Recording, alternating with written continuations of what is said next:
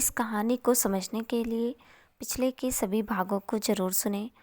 मृणाल थोड़ी देर खामोश रही। उसकी खामोशी को तोड़ते हुए पुष्पा ने कहा, आखिर बात क्या है मृणाल? तुम मुझे पूरी तरह समझाओगे क्या? सेठ जी ने बाबा को नौकरी से निकाल दिया है, वह भी मेरी खातिर। बाबा को अब दर दर भटकना पड़ेगा, सब मेरे लिए। मैं उन्हें और ज़्यादा दुखी नहीं दे सकती, तभी मैंने यह कदम उठाया था। सोचा था इस संसार में नहीं रहूंगी तो कोई भी उन्हें कुछ भी नहीं कह सकेगा। मृणाल फपक पड़ी। अरे पगली, क्या तुम्हारे मरने से उन्हें सुख मिल जाएगा? क्या उन्हें तुम्हारी मौत पर खुशी होगी? वह तो और भी ज़्यादा दुख होंगी। पगली, क्या वह सुख की नींद सो सकेंगे? कभी नहीं। तुम एक बहुत बड़ी गलती करने जा रही थी। तो फिर मैं क्या करूं दीदी? अब तुम ही कोई रास्ता बताओ, मेरी तो कुछ भी समझ में नहीं आ रहा। पहले तुम आराम से सो जाओ, सुबह इस बारे में सोचेंगे, मगर सुबह सबसे पहले मैं तुम्हें तुम्हारे घर छोड़ के आऊँगी। नहीं नहीं, अब मैं बाबा को कैसे मुंह दिखाऊंगी? मैं वहाँ नहीं जा सकती। तुम चिंता मत करो, सब मुझ पर छोड़ दो, मैं सब कुछ संभाल लूँगी। देखो 2 बज रहे हैं, चुपचाप सो जाओ। ना जाने आज नींद इन आँखों से दूर क्यों हो गई है। जितना मैं इसे अपने पास बुलाती हूँ या दूर भागती जाती है। अब सोऊं भी तो कैसे? अच्छा भाई, अगर नींद नहीं आ रही है तो कोई कहानी ही छेड़ देते हैं, सुबह तक बातें करते हैं। बातों बातों में भी समय भी निकल जाएगा और रात भी कट जाएगी। पुष्पा ने मृणाल के सिर पर हाथ फेरते हुए कहा, क्या बात कहूँ और क्या बात करूँ दीदी?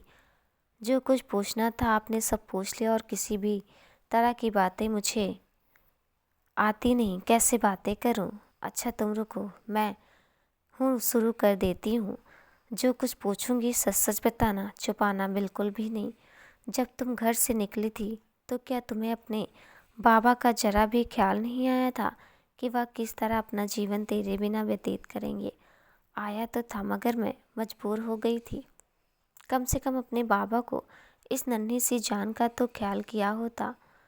भास्कर का राग अलापा करती थी और भास्कर के प्यार को ही खत्म करने जा रही थी। समझ नहीं आता तुम जैसे समझदार लड़की या बेवकूफ़ी वाला काम कैसे करने जा रही थी। दीदी क्या बताऊँ, यह दुनिया ही ऐसी है, एक निष्कपट अजन्मे को भी चैन से सोने नहीं देती। तो क्यों इस बेचारे को मेरे कारण कष्ट भोगने पड़ते? कम से कम इस बेवफा दुनिया से तो छुटकारा मिल जाता। मृणाल को उबासी आने लगी।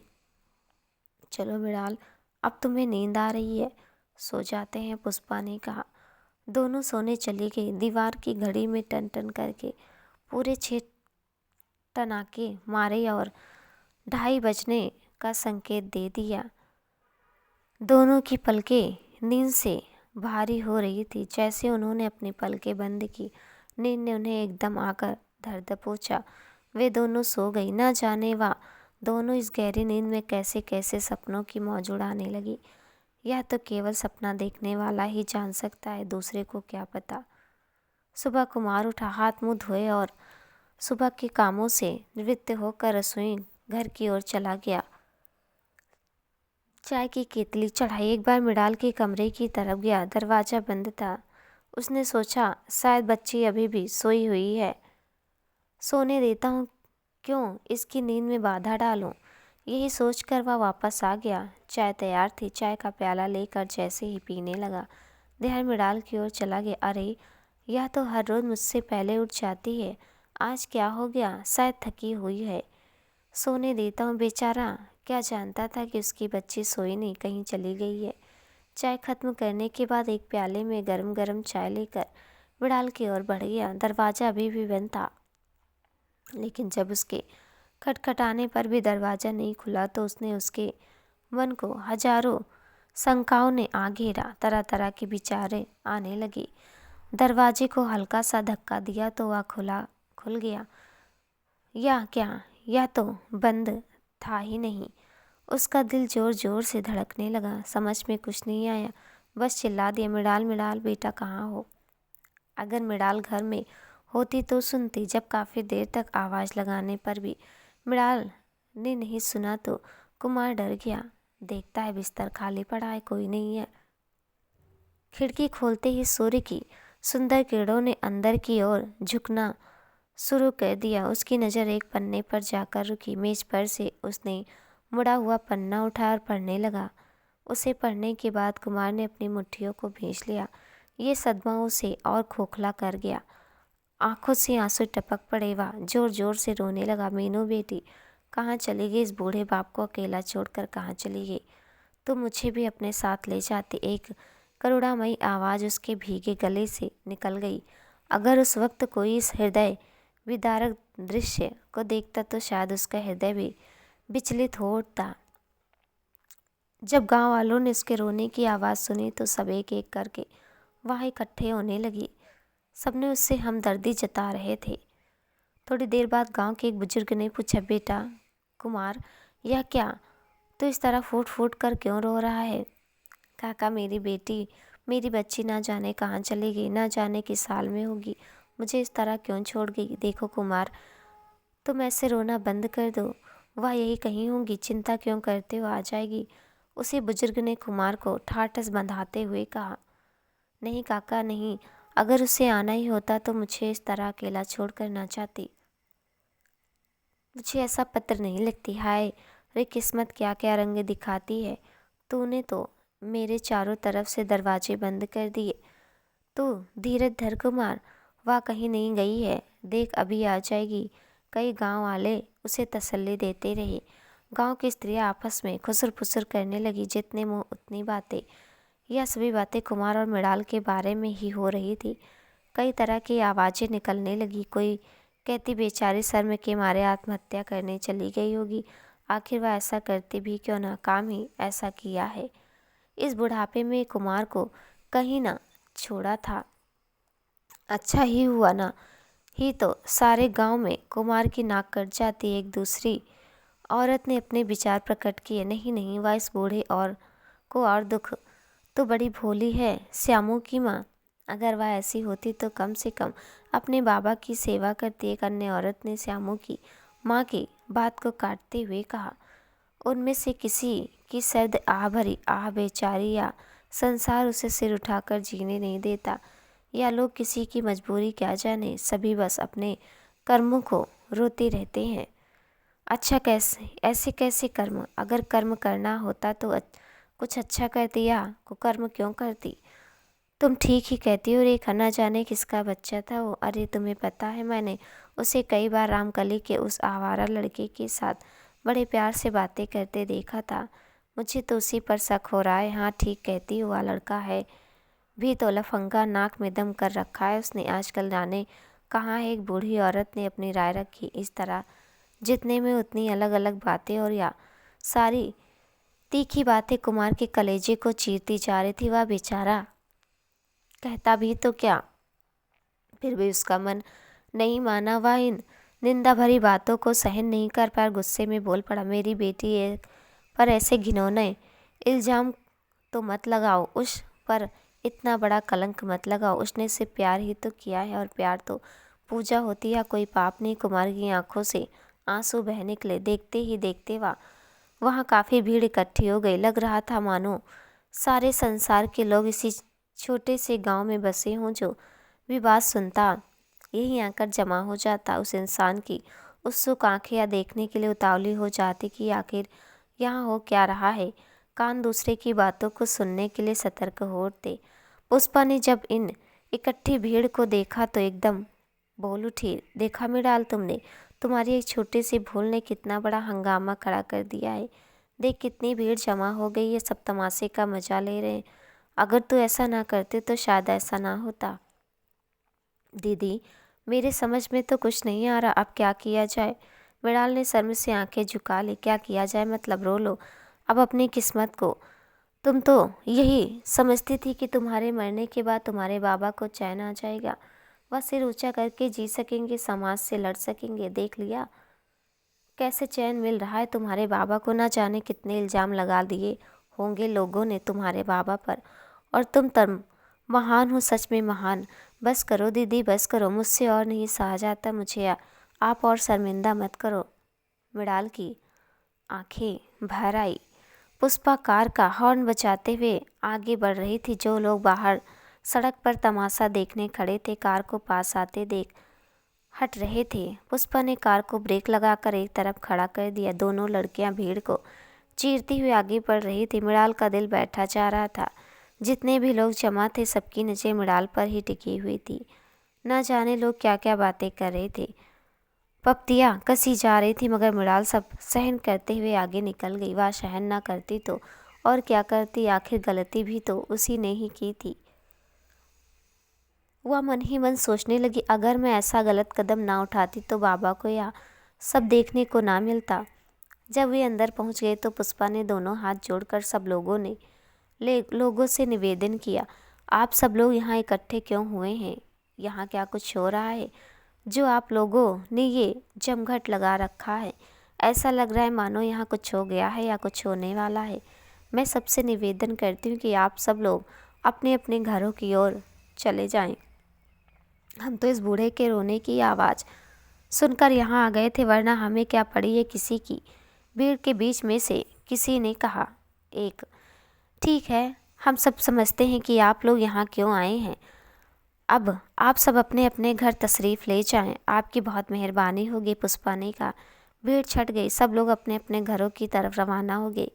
जहाँ अब तक इतनी भीड़ खड़ी थी वहाँ अब केवल 3 व्यक्ति ही शेष रह गए थे, मृणाल, पुष्पा और कुमार। पुष्पा मृणाल से बोली, अब यहीं खड़े रहकर कुछ बेकार में सोचने का इरादा रखती हो या अंदर चलोगी? जी दीदी। और वह पुष्पा के पीछे पीछे घर के अंदर चली गई। कुमार अब भी आंखें फाड़े उन्हें देख रहा था। पुष्पा ने कुमार को सहारा दिया और अंदर ले आई। बाबा, यह क्या, आपने यहाँ सब क्या कर रखा था? मृणाल ने रुआंसे से मन से कहा। ऐसा नहीं करता तो क्या करता बेटा? अगर मैं इस बुढ़ापे में अपने घर के चिराग को खो देता तो मेरा क्या होता, जिसकी खातिर मैं दुनिया से लड़ने के लिए तैयार बैठा हूँ। अगर वही मुझे इस दुनिया के सामने मरने को छोड़ जाती तो क्या मैं चैन से मर सकता था? तुम तो बाबा के दिल को जानती हो, तुम मेरी आंखों का तारा हो, एकमात्र सहारा। तभी पुष्पा बोल उठी, नहीं अंकल, आपको ऐसा नहीं करना चाहिए था। कम से कम आप इसकी तलाश करते, इसका इंतजार तो करते। इतनी बड़ी दुनिया में मैं इसे कहाँ तलाश करता, मैं कैसे इंतजार करता अगर कहीं मेरी बेटी को वह फपक पड़ा। नहीं अंकल नहीं, देखिए तो मैं तो आपकी बेटी को वापस ले आई हूँ और मैं भी तो आपकी बेटी जैसी ही हूँ। मृणाल रोते अपने बाबा के गले लग गई। बच्ची भी बच्चों की तरह फूट फूट रोने लगा। तू कहाँ चली गई थी मेरी बच्ची? इस बुढ़ापे बाप को किसके सहारे छोड़ गई थी? तेरे सिवाय मेरा इस दुनिया में है ही कौन? तभी इस करुण रुदम को विराम देने के लिए पुष्पा ने बोलना शुरू किया। अंकल, कल रात में यहाँ से गुजर रही तो मुझे किसी के रोने की आवाज़ आई। मैं बिना पूछे अंदर चली आई क्योंकि मुझे लगा शायद यहाँ कोई बीमार है, उसे मेरी ज़रूरत होगी। जब मैं अंदर पहुँची तो देखा मृणाल रो रही है। मेरा दिल बेचैन उठा। मैंने मृणाल को लिया और अपने घर की ओर चल दी। नर्स पुष्पा ने एक झूठी कहानी कर डाली। पुष्पा ये नहीं जानती थी कि कुमार सारी सच्चाई जानता है। मृणाल ने पुष्पा के साथ यह जिक्र नहीं किया था कि वह घर छोड़ती बार कुमार के नाम एक चिट्ठी लिखाई थी, मगर फिर भी दिल की तसल्ली के लिए बहाना कुछ हद तक ठीक ही था। कुमार की आंखों में आंसू भर आए। वो पुष्पा की बातों से प्रसन्न हो उठा। बेटा, मैं सब जानता हूँ, झूठ बोलने की ज़रूरत नहीं। मैं तो अपनी मीनू के लिए जान देने को भी तैयार हूँ।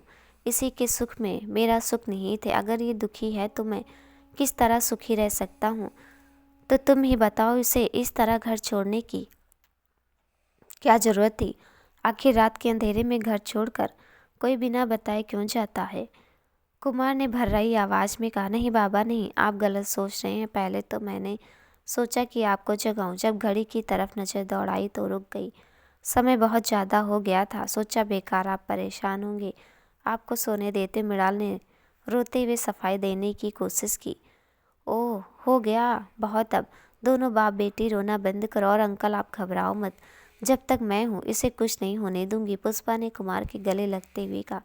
कुमार का दिल इस बात को सुनकर भर आया और वो एक टक लगाए पुष्पा को देखता रहा। उसकी आंखों से 2 आंसू टपक कर गालों पर ठहर गए। ये क्या अंकल, आपकी आंखों में फिर आंसू? कुमार ने पुष्पा के आंसू पोंछते हुए कहा। नहीं बेटा, ये तो खुशी के आंसू हैं।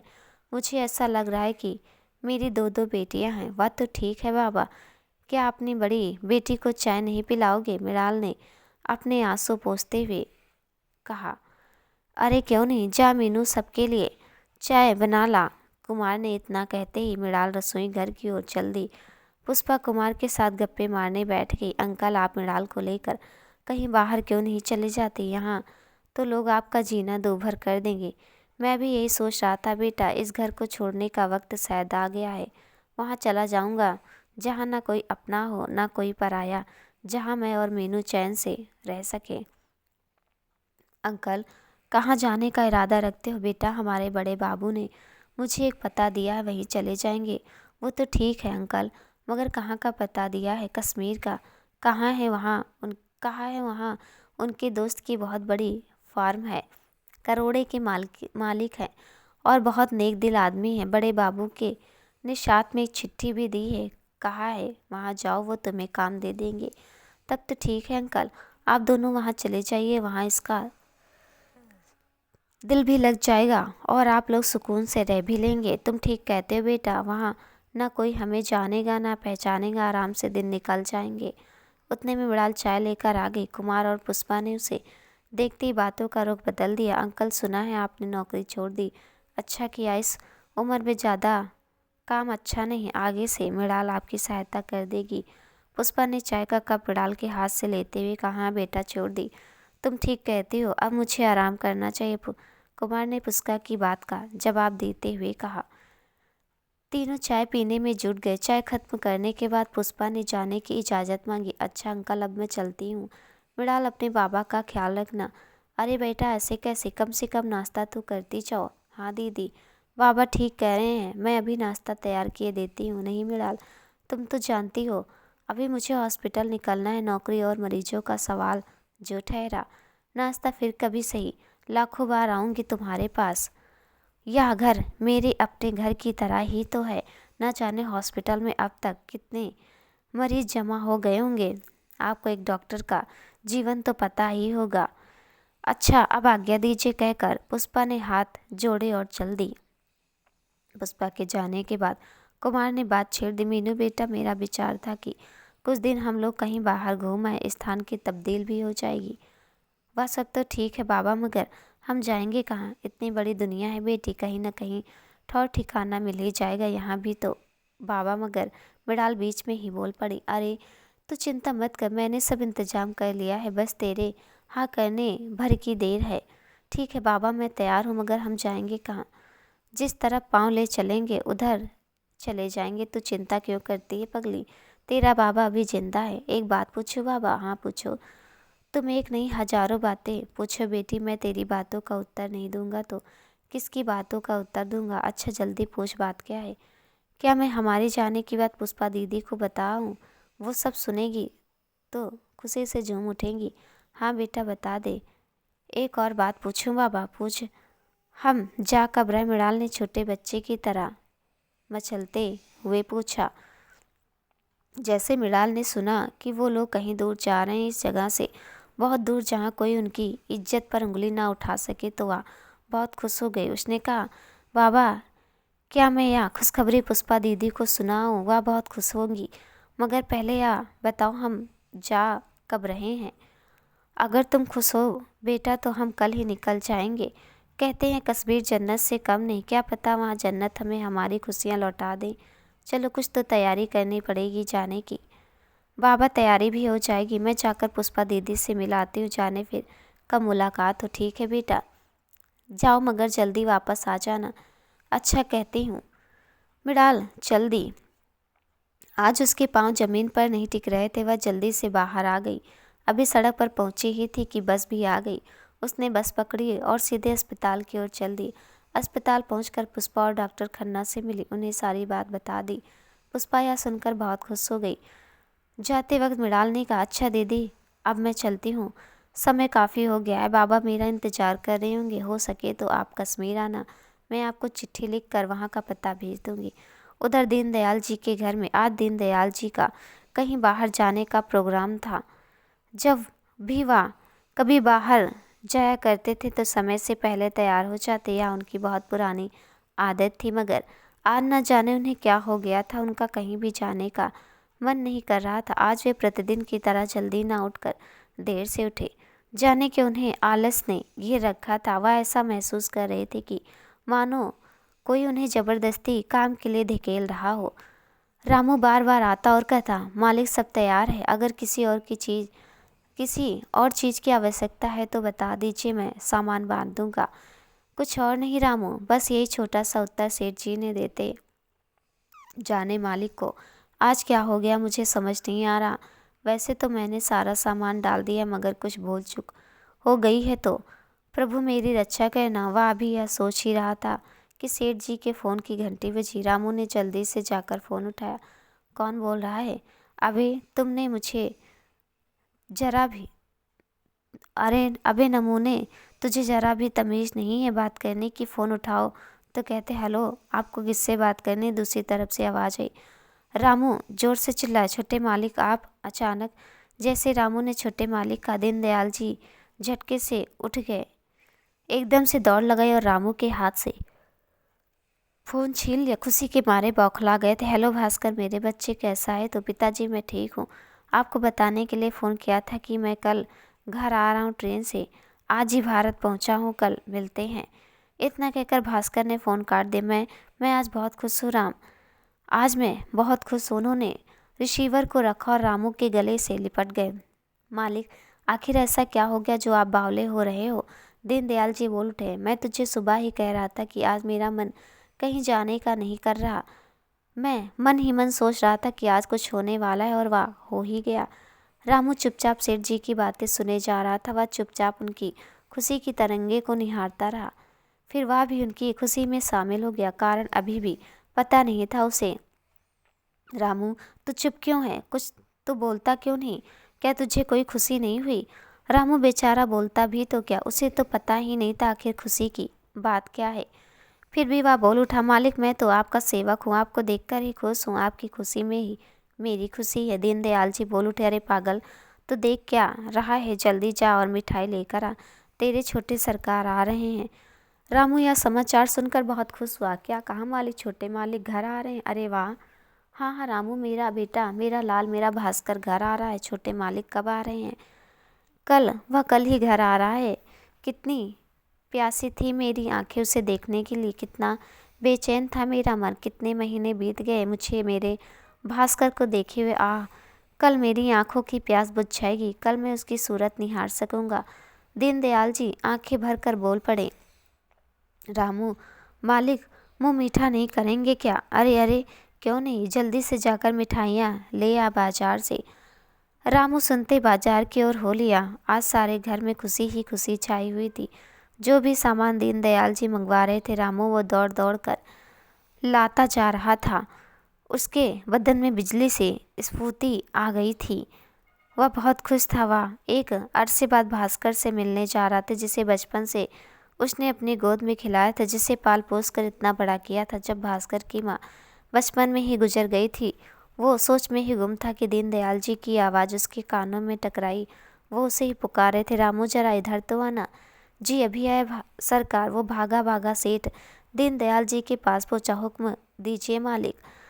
देख तुझे मालूम है ना मेरे भास्कर को कौन कौन सी चीज़ें पसंद है, तुझे सब याद है ना? जी मालिक सब याद है। और रामू ने भास्कर की सारी पसंद एक एक करके गिनवा दी। हाँ रामू ये सब तैयार रखना, और मीरा को भी समझा देना, कर सवेरे मेरी गाड़ी से ही भास्कर पहुंच जाएगा। जी मालिक, मैं मीरा को सब समझा देता हूँ। और सुन, कल सुबह तू भी तैयार हो जाना, कल तुझे भी मेरे साथ देहरादून चलना होगा भास्कर को लेने के लिए। दीनदयाल जी ने रामू को कंधे से पकड़ते हुए कहा। जी सरकार बिल्कुल। आज पूरी हवेली प्रसन्नता की लहर में डूबी हुई थी। सब लोग घर की सजावट में मग्न थे। जहाँ कहीं भी थोड़ी बहुत कमी रह जाती या कोई गलती हो जाती तो दीनदयाल जी खुद जाकर उसे सुधारने का सुझाव देते।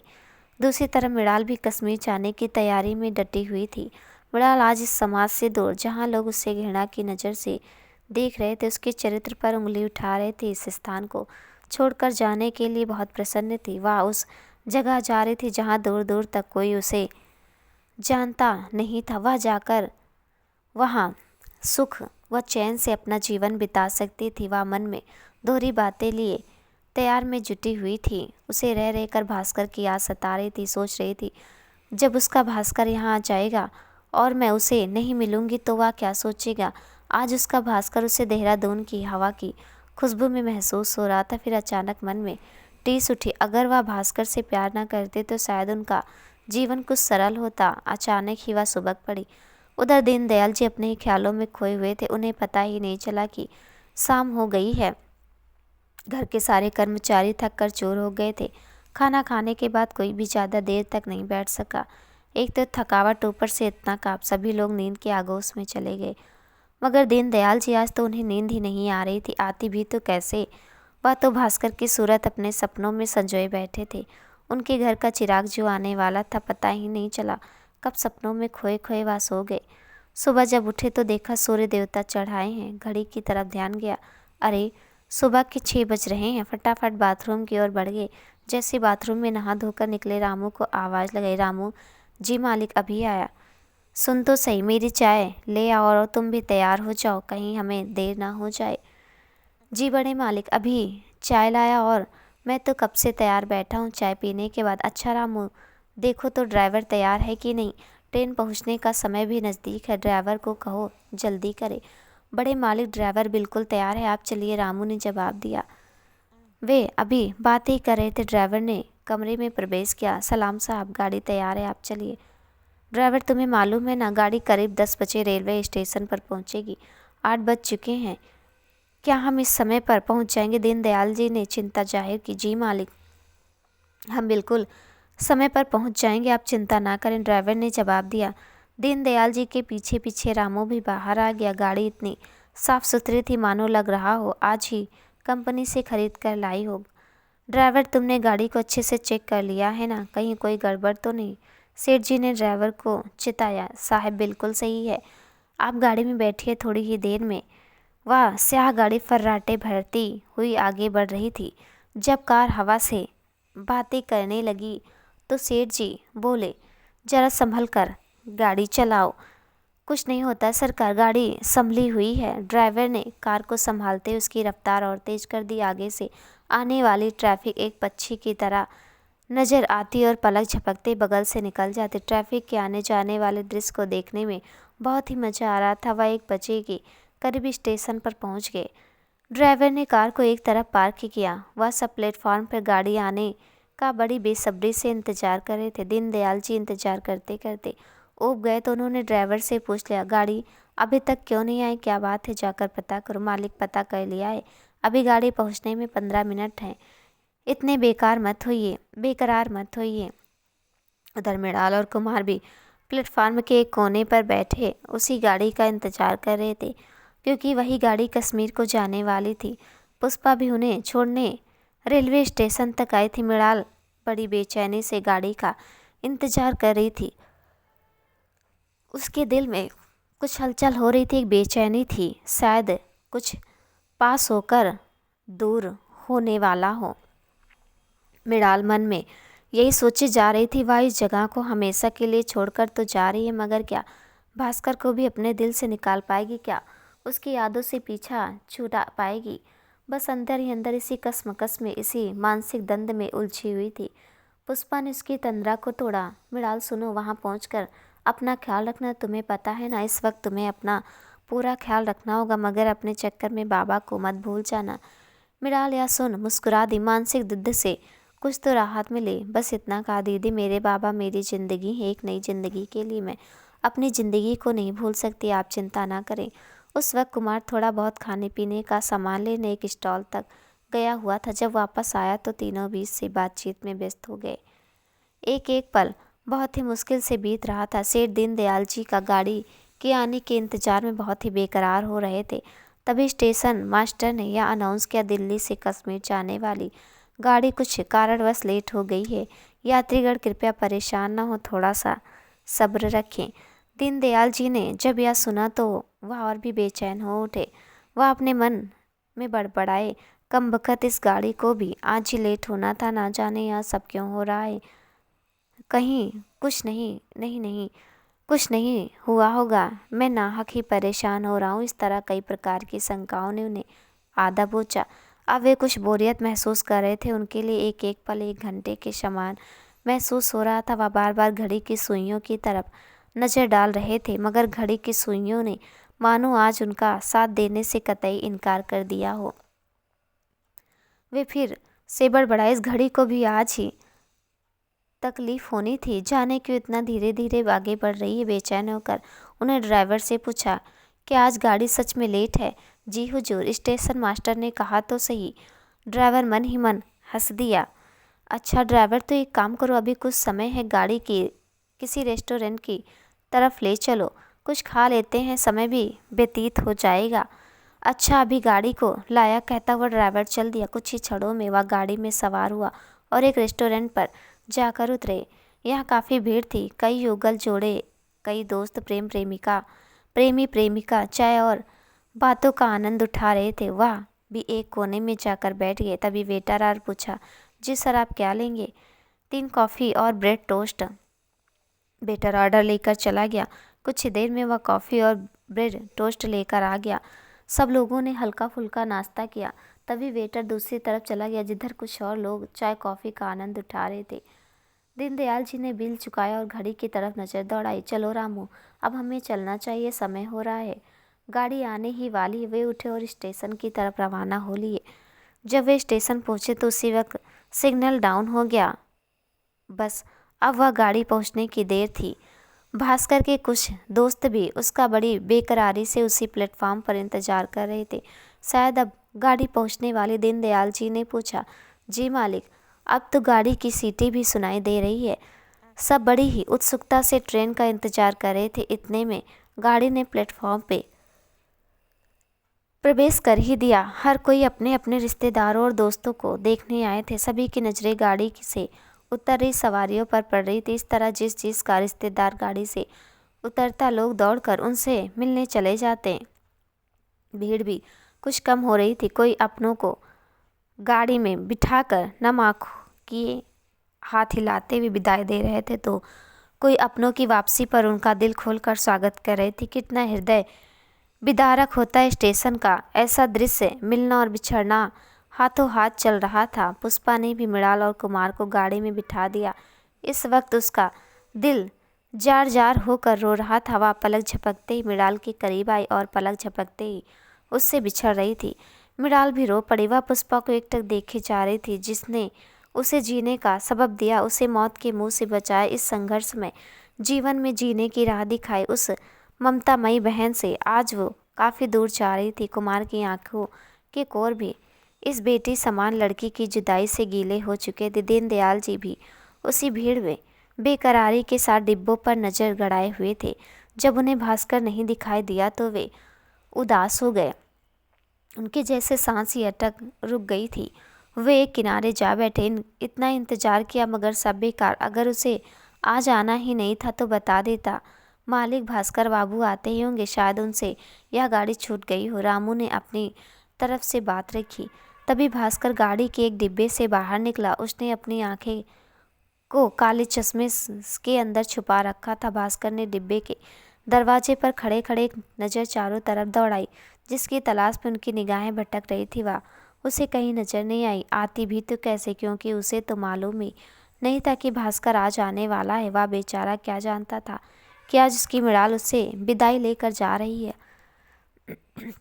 मृणाल ने गाड़ी के डिब्बे से एक नज़र उधर देखा। आंखों पर विश्वास नहीं हो रहा था कि उसने भास्कर की झलक देखी है। उसका जी चाहा कि एक बार जाए, उससे लिपट जाए, तय करने के लिए कि वह सपना देख रही है हकीकत। उसने अपनी आंखें बंद कर ली। जब आंखें खुली तो सामने कोई नहीं था। शायद उसका भ्रम ही था जो भास्कर नजर आ रहा था। आंखों से आंसू की 2 बूंदें टपक पड़ी। उसने अपना मुंह फेर लिया और आंखें बंद कर गाड़ी की सीट से पीठ टिकाकर फिर से आंखों पर पलकों का पहरा लगा दिया। दूसरी तरफ जैसे भास्कर गाड़ी से उतरा, उसे उसके दोस्तों ने घेर लिया। वह सबसे बड़ी प्रसन्नता से मिल रहा था।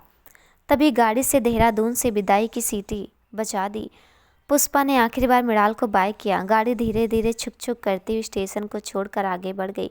मृणाल ने अंतिम बार अपनी जन्मभूमि और स्नेहमयी वादियों को जी भर कर निहारा। मृणाल जब बाहर की ओर झांक रही थी तो अनायास ही भास्कर की नज़र उस पर पड़ गई। वह गौर से उस लड़की को देख पाता कि उसके साथियों ने दोबारा उसे घेर लिया और कहने लगा, अरे नए नए इंजीनियर बाबू, हमारी ओर भी ध्यान दीजिए। कुमार चुपचाप बैठा हुआ कुछ सोच रहा था। मृणाल की आंखों से लगातार आंसू गिरे थे। काश वह एक धोखे वाली झलक ना होकर सच में भास्कर होता। काश। मृणाल के कानों में जैसे शब्द गूंज रहे थे, देहरादून की वादियों, ये इल्तिजा कर रही हो। मृणाल, क्या तुम यहाँ रुकोगी नहीं? सच बता दो, क्या तुम यहाँ रुकोगी नहीं? काफ़ी देर तक मृणाल के कानियों में वादियों के अनकहे शब्द, जिनमें उसे भास्कर की वाणी भी सुनाई दे रही थी, गूंजते रहे। क्या तुम रुकोगी नहीं? रुकोगी नहीं? मृणाल देहरादून छोड़कर आगे बढ़ चुकी थी। उधर भास्कर के दोस्तों ने रेलवे स्टेशन पर उसे घेर रखा था और दीनदयाल जी का मन भास्कर को देखने के लिए तरस रहा था। तभी भास्कर ने दोस्तों से मुक्ति पाते हुए अपना हाथ हिलाया। रामू दौड़ता हुआ सेठ जी के पास जा पहुंचा। मालिक, छोटे मालिक आ गए हैं। मैंने उन्हें देखा है। क्या कहा? भास्कर आ गया। दीनदयाल जी खुशी के मारे उछल पड़े। जी हाँ, छोटे मालिक आ गए हैं। कहाँ है मेरा भास्कर? वे उठे और भास्कर को देखने चल दिए। देखा तो भास्कर अपने दोस्तों से विदा ले रहा था। जैसे ही भास्कर की नज़र अपने बाबूजी पर पड़ी, वह उनके पास चला गया। उसने अपने पिताजी के पांव छुए और उनके गले से लिपट गया। सदा खुश रहो मेरे बच्चे। दीनदयाल जी ने आशीर्वाद दिया। आप क्यों आए पिताजी? मैंने खुद ही तो चले आना था। या लो, मेरा बेटा इतने महीनों बाद घर आया और क्या मैं उसे लेने स्टेशन भी ना आऊँ? नहीं पिताजी, मेरे कहने का मतलब यहाँ नहीं था। भास्कर थोड़ा लज्जित हो गया। तू क्या समझता है? तुझे क्या लगता है क्या मैं बूढ़ा हो गया हूँ? अरे नहीं, अभी तो मैं जवान हूँ। या सुन, सब हंस पड़े। अच्छा चलो भास्कर, काफ़ी समय हो गया। भास्कर ने रामू को देखकर कहा। रामू काका, आप कैसे हो? बस ठीक हूँ छोटे सरकार, आपसे मिलने को तरस रहा था। रामू ने बड़े प्यार से भास्कर के सिर पर हाथ फेरते हुए कहा। थोड़ी देर में वो लोग अपने घर पहुँच गए। तकरीबन 2 घंटे बाद दीनदयाल जी अपने कमरे में बैठे हुए थे। उनके हाथ में हिंदी का दैनिक समाचार पत्र था। वे उसे पढ़ने में व्यस्त थे। भास्कर सकुचाता हुआ अंदर आया। दीनदयाल जी ने उसे देखा और नज़र झुकाकर समाचार पत्र पढ़ने में व्यस्त हो गए। आओ भास्कर, बैठो जी, कहता हो भास्कर अपने पिताजी के बगल में जा बैठा। उसकी नज़र भी समाचार पत्र पर जा टिकी। बेटा, क्या कोई ज़रूरी बात थी जो तुम मेरे कमरे में आए हो? पिताजी, मेरे घूमने का विचार है। अपने दोस्तों को कह रखा है, सोचा आपसे इजाज़त ले लूँ। कब का प्रोग्राम है? दीनदयाल जी ने पूछा। सुबह का। कल सुबह का? तो इसमें इजाज़त लेने की क्या बात है? तुम मुझसे बिना इजाज़त ले भी जा सकते हो। क्या किसी खास जगह घूमने जाने का प्रोग्राम है? खास ही तो, इससे बढ़कर खास मेरे लिए कुछ नहीं। भास्कर ने मन ही मन सोचा। नहीं जी बाबूजी, बस अपने ही इलाके में घूमना है। ठीक है, चले जाना, मगर समय पर वापस आ जाना। जी पिताजी। ऐसा हुआ। कहता हुआ भास्कर उस कमरे से चला गया। अगली सुबह वह घूमने जाने के लिए बिल्कुल तैयार था। आसमानी रंग के सूट में खूब जच रहा था। उसी समय पोस्टमैन ने घर के अंदर प्रवेश किया और एक पत्र दीनदयाल जी के हाथ में थमा दिया। नमस्ते दीनदयाल जी। नमस्ते नमस्ते, आओ बैठो। जी नहीं, मुझे बहुत सारे काम हैं, अभी तो यह सारे पत्र भी बांटने हैं। पोस्टमैन ने कहा। सब कुछ हो जाएगा, तुम थोड़ी देर बैठो तो सही। इतना आग्रह करने पर पोस्टमैन भी बैठ गया। रामू, जरा 2 कप चाय तो लाना। दीनदयाल जी ने रामू को आवाज़ लगाई। थोड़ी देर में रामू चाय के प्याले लेकर आ गया। पोस्टमैन ने चाय पी और अपने काम पर निकल गया। भास्कर अब जब अपने कमरे में तैयार हो रहा था तो उसके दिल में मृणाल ही घूम रही थी। तैयार होने के बाद वह अपने पिताजी के कमरे में गया। वहां जाकर देखता कि दीनदयाल जी एक खत पढ़ने में मग्न है। पिताजी, यह सुबह सुबह किसका पत्र आ पहुँचा? तुम्हारे कश्मीर वाले अंकल का बेटा है। अंकल का है बेटा? क्या लिखा है उन्होंने? वह अभी पढ़ रहा हूँ। बस। दीनदयाल जी ने पत्र पढ़कर भास्कर को थमा दिया। खुद ही पढ़ लेना। भास्कर ने भी पत्र लेकर अपनी कोट की जेब में डाल दिया और कहा, पिताजी मैं बाद में पढ़ लूँगा, आप मुझे जाने की आज्ञा दीजिए।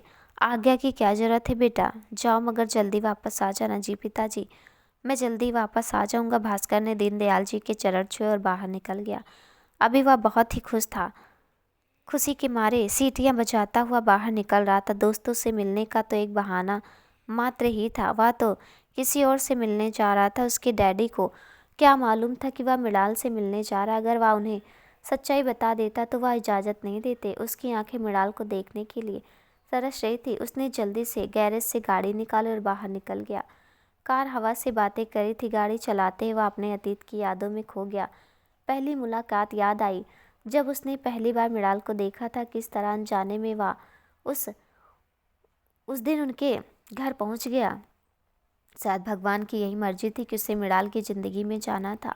अपने ख्यालों में खोए हुए भास्कर को आभास ही नहीं हुआ कि वह मृणाल के घर से बहुत आगे निकल चुका है। जब ख्यालों की दुनिया से बाहर निकला तो मन ही मन हंस पड़ा। मैं भी कितना मूर्ख हूँ। उसने कार को मोड़ा और वापस चल दिया। वह सोच रहा था कि जब मृणाल उसे अपने पास अचानक पाएगी तो कितना खुश होगी। इस बार भी वह आगे निकल जाता अगर सामने आ रही बस ने हॉर्न न बजा दिया होता। उसने गाड़ी को ब्रेक लगाए। मृणाल के घर से कुछ दूरी पर उसे खड़ा कर दिया। लंबे लंबे डग भरता हुआ वह मृणाल के घर की ओर हो लिया। जब वहां पहुंचा तो देखता ही रह गया। इस बात की तो उसे बिल्कुल भी उम्मीद नहीं थी। देखता क्या है, घर बंद है, ताला लगा हुआ। उसे क्या मालूम है कि मृणाल रुकी नहीं, वह चली गई। उसका दिल बैठने लगा। सारी खुशियाँ एकदम हवा हो गई। सोचा क्या था और क्या हुआ, आंखें छलक पड़ी। थोड़ी देर इधर उधर चलता रहा, उम्मीद में कि शायद यहीं कहीं गए होंगे। जब काफ़ी देर हो गई और कोई नहीं आया तो उसकी नज़र कुछ और लोगों पर टिक गई। वह उनकी तरफ भागा और फिर से रुक गया। मृणाल के घर की चौखट को निहारने लगा। तभी किसी बूढ़े ने पीछे से आवाज़ लगाई, बेटा तुम यहाँ किसे ढूंढ रहे हो? भास्कर एकदम चौंक गया, फिर मुड़कर जवाब दिया, बाबा मैं कुमार काका को ढूंढ रहा हूँ। क्या वह आपके कुछ लगते हैं? बूढ़े ने भास्कर से प्रश्न किया। जी हाँ, उसके मुंह से एकाएक यह शब्द निकल गए। अब वह बड़ी मुश्किल में फंस गया।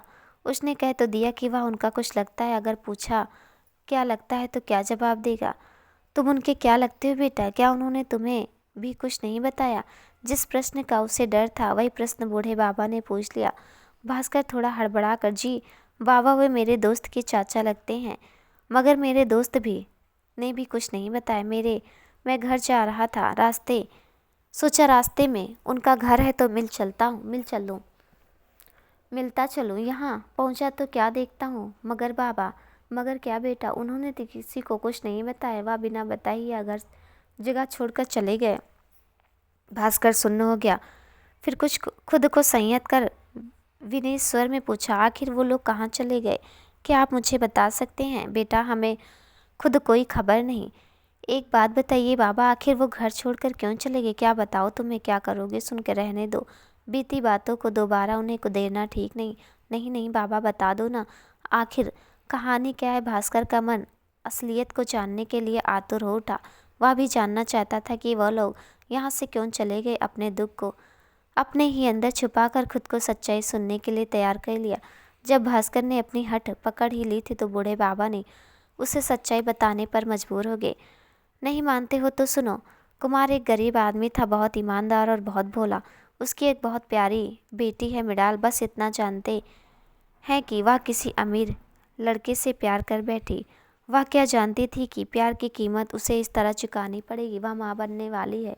तुम तो जानते हो कि एक लड़की अगर बिन ब्याही माँ बन जाए तो उसे दुनिया के कितने ताने सहने पड़ते हैं। इस सदमे में उसकी माँ भी चल बसी। कुमार बेचारा बेटी का घर बसाने के इरादे में से उस लड़के के घर भी गया था, मगर उन लोगों ने मृणाल को स्वीकार नहीं किया।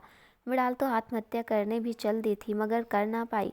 बस उन्होंने सोचा होगा कि शायद यहाँ वह चैन से जी नहीं पाएगी तो गांव छोड़कर ही चले जाते हैं।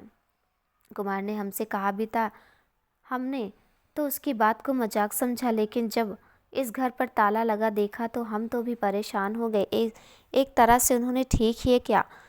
अब किसी दूसरी जगह सुख से तो रह पाएंगे। कहते हुए बूढ़े की आंखें भर आई और उसने अपने आंसू साफ किए। भास्कर यह सब सुन अंदर से टूट गया। उसका मन बेचैन हो उठा।